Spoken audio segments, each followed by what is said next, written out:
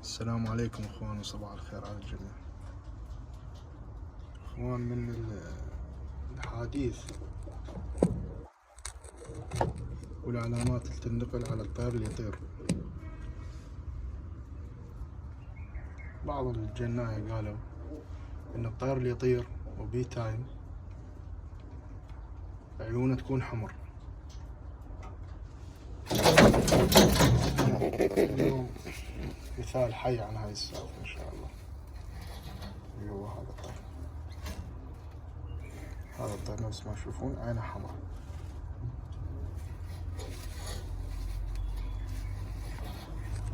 طير عينه حمراء، ان شاء الله يكون واضح بالتصوير.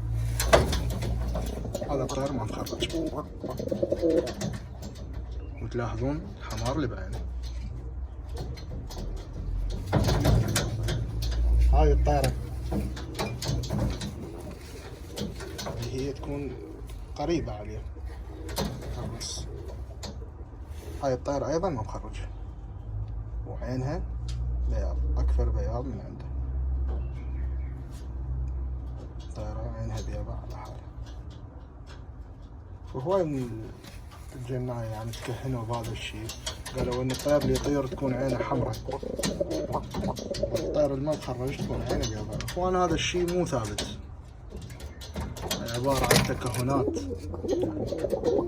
وسبق أن نوه عليها الجناية وأبو علي السماوي، تحياتنا له، سبق وانشرح هذا الشيء. فمن محاسن الصدف هاي الطيور اثنينها ما مخرجة، اثنيناتهن ما مخرجات. فحل عينه حمراء مثل ما تشاهدون. هذا فك الفحل،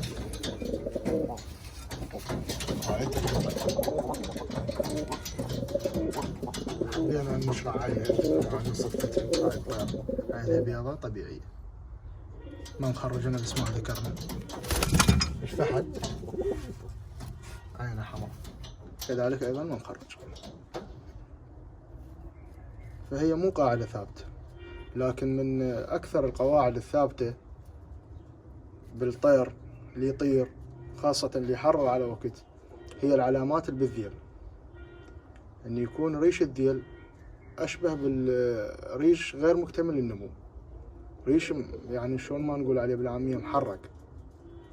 دائما تشوف يعني قصبة الريشة مو صحيحة، الأطراف مال الريشة مو صحيحة، محرقة. يعني هاي من أكثر العلامات يعني الثابتة. وإن شاء الله من يبدي عندنا طير أثناء التخريج راح نشوف هذا الشيء إن شاء الله ونذكر عليه. مع تحياتي لكم، توفيق للجميع.